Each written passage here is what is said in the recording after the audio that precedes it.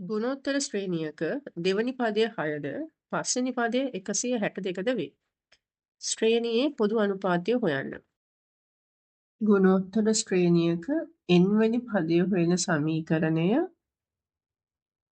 Tn equals a r n minus 1.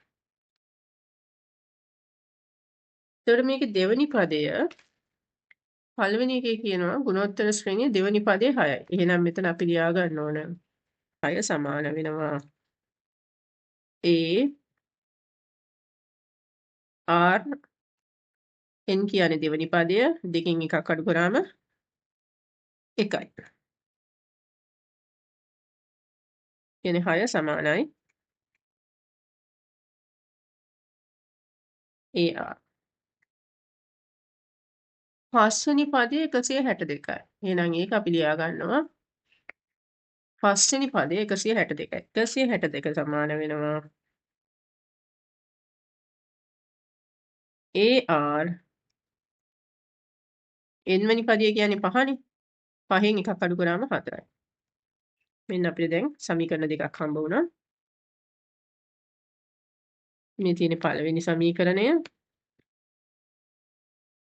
මේ තියෙන දෙවෙනි සමීකරණය. එහෙනම් අපි මොකද කරන්නේ?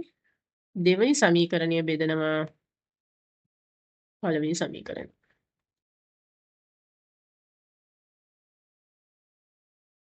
එතකොට දෙවෙනි සමීකරණය පළවෙනි එකෙන් බෙදනකොට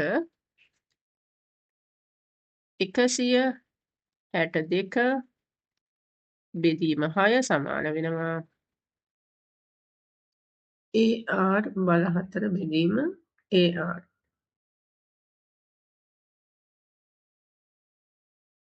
මෙතනදී A බෙදීම A කියන්නේ 1යි. Aට A කැපිලා යනවා. R බල 4 බෙදීම R කියන්නේ R බල 3. 162 6න් බෙදුවම 6ට 6 1යි. 16ට 6 2යි. 4ක් ඉතිරි. 42ට 6 7යි. එතකොට උත්තරේ එනවා 27යි.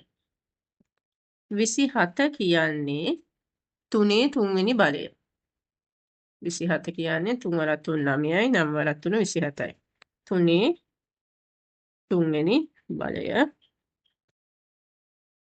සමාන වෙනවා R වල තුන්වෙනි බලයට. එතකොට මේකේ එකම දර්ශකය තියෙන නිසා R සමාන වෙනවා